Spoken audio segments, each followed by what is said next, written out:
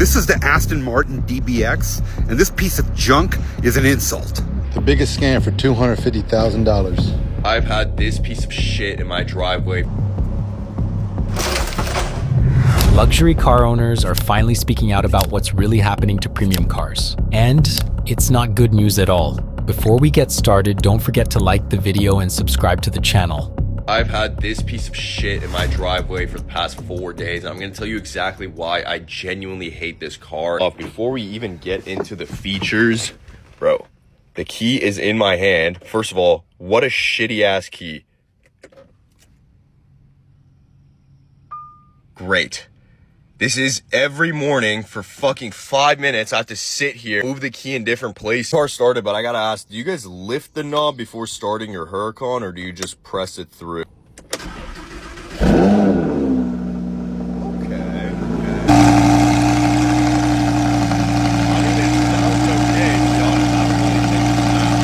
My first issue with the car is, why is it when I put this shit in reverse, I'm looking basically about 4 tiles back? What the fuck is this view? And the fact that you can even see this much is because this is tilted. Bro, this camera, this is pointing at my ball sack because it's such a shitty body kit. Look at this gap. Because of how shitty the body kit was installed, all of these sensors are blocked. They're all tweaking out. The car is screaming at me all the time when I put it in reverse, which really sucks in a car like this because you cannot see shit out of the window. Alright, bro, is this a joke?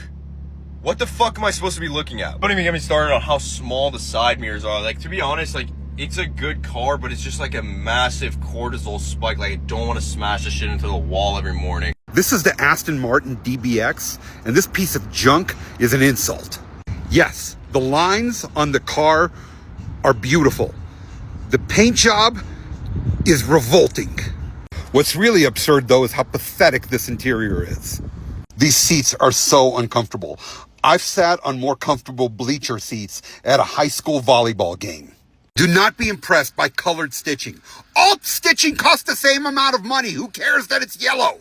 This screen is not a touch screen. And bear in mind, this is on a vehicle that retails for about $200,000. There's no integration here between this screen and this. There's just no flow whatsoever. A luxury vehicle without massaging seats.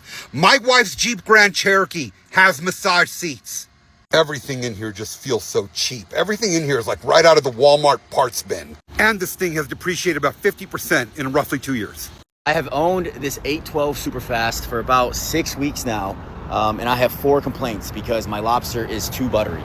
Okay, so here are my complaints on the 812. First complaint is the tire pressure sensors. I assume it's because I don't have the stock wheels, so the sensor kind of got messed up, but it always tells me I have low tire pressure even though I don't. Second complaint is that this passenger display screen doesn't turn on automatically when you turn on the car. So let's say like I'm picking up a girl, right, and she gets in the car. I have to like manually come over here and turn it on because when you start the car, it's just off.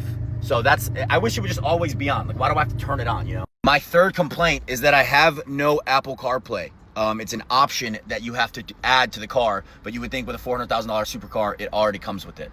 My last complaint is that this cup holder, so they add these, right, to kind of hold it in. But if you have like a smaller bottle or like a Celsius or something skinnier, it kind of gets like stuck. It's working now, but it kind of gets stuck, okay? Just trust me. So when you buy expensive cars, you expect more: comfort, reliability, and a sense of superiority. Here, the owners of Lamborghini, Aston Martin, and Ferrari have finally started speaking honestly about how a beautiful exterior often hides ordinary junk. And the more such confessions we hear, the clearer it becomes. Status has long been sold for more than the car itself. Here is why it sucks to have a Lamborghini. First, let's talk about the lifting system. Can they make the lifting system a little better, knowing that women can't drive? I literally scrape my car every time I get out and back. I've replaced the bumper 10 times already because I can't leave the house without scraping. Now, this part shows that Lamborghini is really misogynist. How do they expect someone wearing 5-inch high heels to get out of the car? Once I'm in, I can't get out without hitting my head. And there's no way a girl wearing a skirt can get out without flashing everyone. I bought this car to look elegant getting out, but now I have to wear pants every time I drive. And to get in, I must hit my head. Seriously, if I drive it for an hour, my head and back hurt for 48 hours. Now let's talk about the seats. This logo itself costs at least $5,000. The top is actually the most ridiculous part. I don't even want to bring up the fact that you have to take off the top manually to be in a convertible. Guess what happens when it rains? I have to park on the street, soak in the rain in a fancy nice dress, and spend 10 minutes putting the top back on.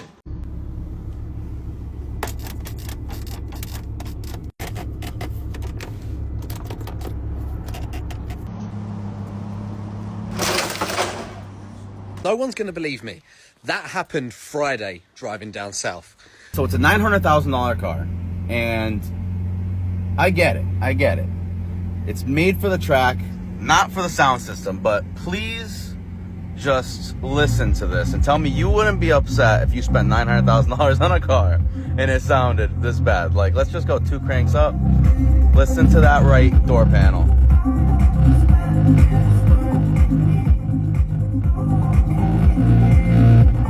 And that's not even before that's before the freaking beat drop. So listen, $900,000 car, sounds like crap. Don't recommend. New Lamborghinis already pick up recalls in their first years. Falling doors, failing wipers, fire risk, and glitchy software. Add electronics failures and seats with no proper support. And for $500,000, you get a raw prototype. In the end, you're not buying a supercar, but an expensive temperamental status accessory. And it's the same with all luxury cars. All right, so I'm gonna give you guys the inside scoop on supercars. They all have problems, every last one of them. My 720S, I'll give you the story on that one. So the key worked only like 60%, 70% of the time. The other rest of the time you push the button to start the car and it wouldn't start. I actually had a tow truck on the way 2 separate occasions after I went to eat dinner. I come out, the car's obviously surrounded by people, and I go to press the start button and nothing happens. I go to press the start button again, nothing happens. Both times I had the tow truck on the way, and then it eventually started and I was able to cancel the tow truck. I go to McLaren, I'm like, hey McLaren, my key's not working. I changed the battery, I did everything they told me to do, and they just said, that's what McLarens do. And pretty much every supercar I've had has its quirks. I think having the engine open and exposed like that might be worth that quirk. That's just my honest opinion. Make it a great day.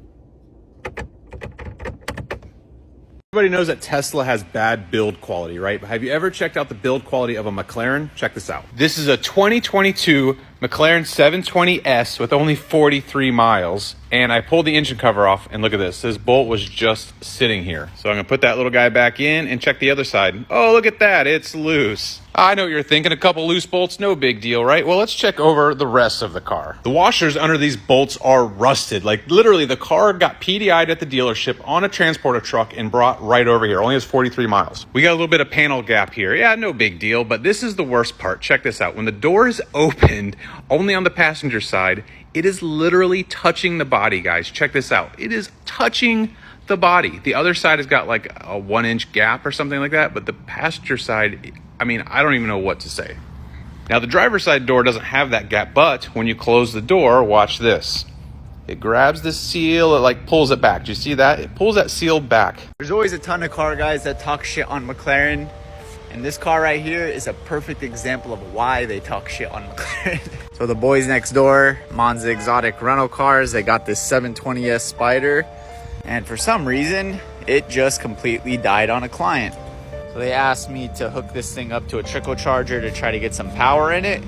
Oh, we got one of the returns right here, nice Huracan. So this thing has to go on a tow truck at 1, and the fucking doors weren't opening, the window wasn't opening, the fucking manual key wasn't working. It's got to go to the dealership to get fixed. So we hooked it up and we have some progress. The fucking driver door window went down, so that's great. Yeah, man, this is a perfect example of like why McLarens, they have a ton of electrical issues. Like a car just shouldn't die like this and have battery issues when it was running perfectly fine. So yeah, it's gonna go to the dealership, it's gonna get fixed, but this is a perfect example of why McLarens have a ton of issues, especially electrical. It's crazy. McLaren looks like the perfect supercar in photos and ads, but in reality, it's a very temperamental and expensive to maintain machine. This is the worst value for money on the market, period. This is a new Maserati Quattroporte and it cost as much as a BMW 7 Series. This is not $146,000. What do you say? The Walmart? The great value bars. Yeah, like what is that? Dodge Grand Caravan switchgear. Dodge Dart switchgear. These gauges look like they're out of a Hyundai Sonata. No heads-up display. I'm not lying, by the way. $146,000. The sunroof. It's a one pane. And Frankie, what'd you say about the headliner? This feels like pajamas. What is this? Just look at this. No ashtray. This big blank button right here. The back seat is it's all right. Italian car has the smoker's package. You do have dual zone AC and, you know, rear power blind controls, but like, look at the back seat of an S-Class. On the bright side though, the S-Class doesn't have indoor ashtrays anymore. At least I don't think it does, so a point to the Maserati. The car looks all right, but like, I can't see anyone justifying spending $150,000 on this thing when the whole competition of other vehicles in this price range exists. What do you think about the Maserati? What are we doing? Absolutely the shittiest car. I'd never buy one for Turo. Worst fucking piece of shit on the planet, unless maybe Fiat. So I made a mistake? Made a mistake. What do y'all think? Come on, man, you made a mistake. Hey, this is it. Look, what do y'all think, man? My guy. Everybody want one. Nobody can afford to get the oil change. Let me just ask y'all, what do y'all are so obsessed with Maserati? Is it just because it's a name and a badge? Because this is from a Jeep from 2012. This is from a Jeep, and this is nothing about this screams luxury. Or this is from a 2012. Maserati looks stylish and sounds beautiful on paper, but in reality, it's a car that depreciates quickly and demands too much attention and money. And is such a car even needed? All right, so I've had the SF90 for a little over a week now. Here are the 3 things that I hate about this car. Every SF90 owner I've talked to knows this experience, but the door is just awful. Getting in and out of this car is really awkward. And I'm pretty sure it's due to this pillar being like really thick, and then the door doesn't open up with enough space for you to really move in it. Kind of hard to explain, but if you know, you know. The next thing I hate about this car is the amount of touchscreen buttons there are. I really wish there was physical buttons. And I'm always accidentally hitting this voice command control button. And with the mirrors, I can never get it to the perfect position because it's like really sensitive to touch. The next thing I hate about this car is that this particular model does not have Apple CarPlay. The last thing I hate about this car is the reverse camera is horrendous. That right there gives me no good perception. This is the worst backup camera of all time.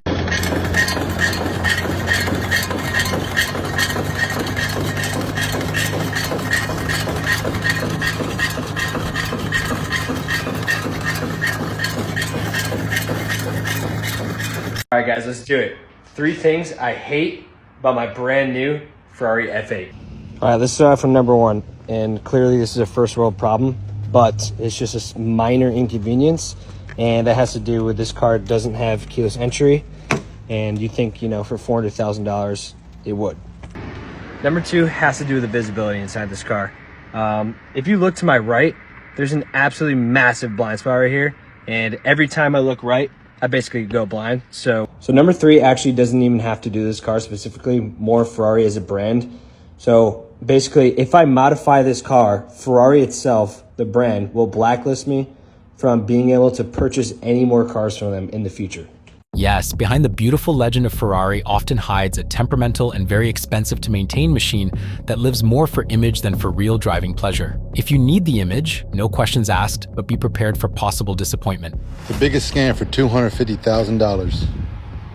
So for $250,000, you would think this big body would be able to have enough space and carry everything. Not so. Like, yeah, you get a lot of space in here, but it's not as much as you would think.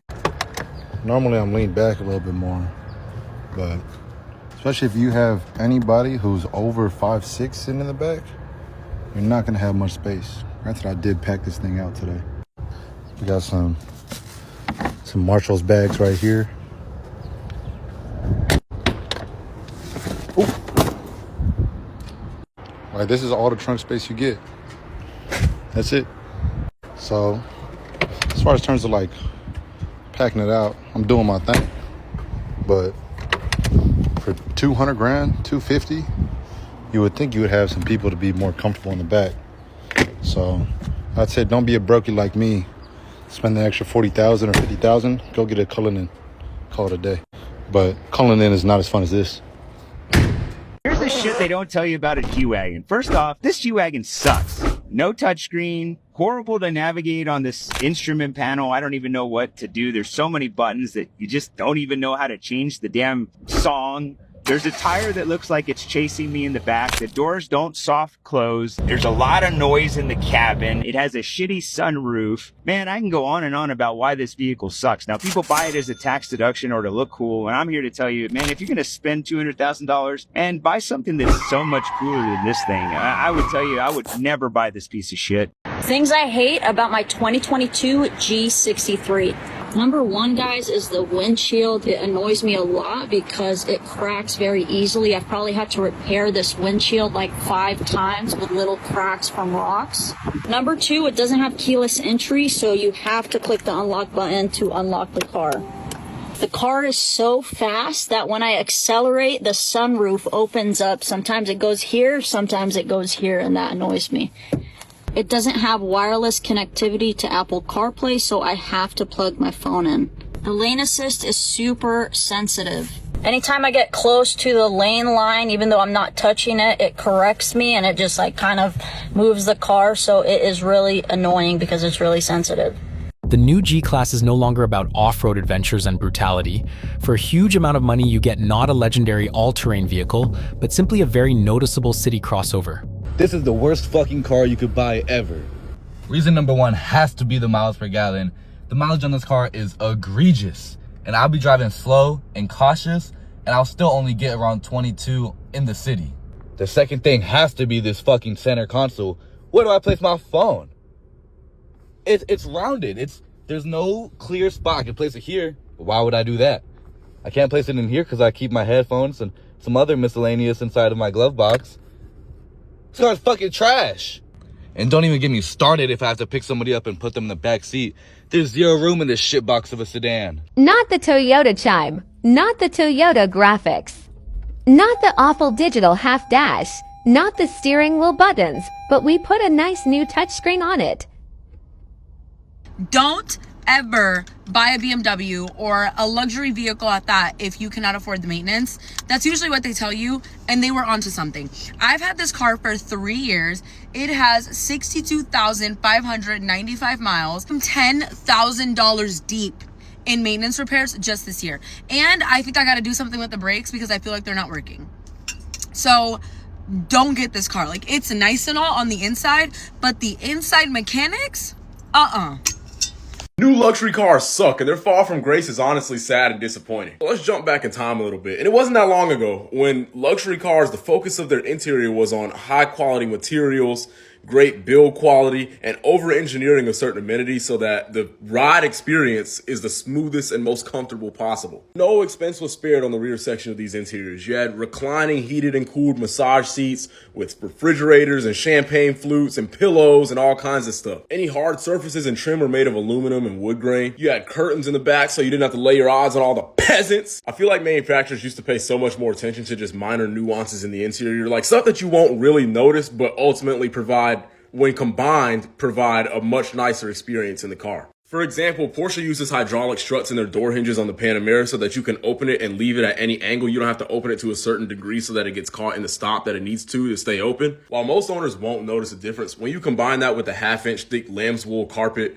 and the bullskin leather of the Rolls-Royce and the sound deadening and everything else that Rolls-Royce has to offer, it creates a luxury experience beyond quite literally anything else. This is fucking Rolls-Royce. Nowadays, with the amount of screens and RGB LEDs they put these interiors, it seems like they just designed these so 16-year-olds can play Fortnite in there. Mercedes went from beautiful wood and aluminum finishes to like just black plastic so you can fit 2 more screens on the dashboard. And that's another pet peeve of mine that can be a whole other video. Why are AC controls on a screen? What was wrong? What was wrong with the way we did AC before? If it ain't broke, don't fix it. And it sucks because now I feel like the average person in that sector of the market really does care more about the RGB LEDs than having good build quality. I think a day will come, and that's no time soon, that people will start thinking these kind of interiors are kind of corny. And when that day does come, the only interiors from this era that will be deemed timeless are the ones that don't have all the screens, that don't have all the lights everywhere. And the only people who are doing a really good job at fighting the trends are ones that none of us can afford, and those are Rolls-Royce and Bugatti. It's crazy that in 2023, Bugatti makes a car, and they actually might be done making the Chirons at this point. I don't know. Somebody fact check me on that. But it's crazy how in the 2020s, they're making an interior with no screens except for in the dashboard, yet it's still a modern interior. It looks incredible, and it still has Apple CarPlay and all that stuff. I think interiors like this in the future, maybe not the near future, but in the future are going to become more popular because of how timeless they are. As we've seen since the beginning of this century, technology moves so fast, especially in the automotive sector. So if you had something that was cutting edge in your interior maybe 5 years ago, that's out of date now. Do y'all remember the phone dials in the Mercedes and Maseratis of the 2000s? And now we just have Bluetooth, so we make phone calls without having to press any buttons on the dash. You remember when they had phones in cars, how incredibly outdated that is now? History is just going to repeat itself. The modern technology of today will look goofy in 10 years. Only cars that'll survive the test of time will be the ones that just stuck to the fundamentals and did them well. Thanks for watching. Don't forget to share your thoughts in the comments. See you in the next videos.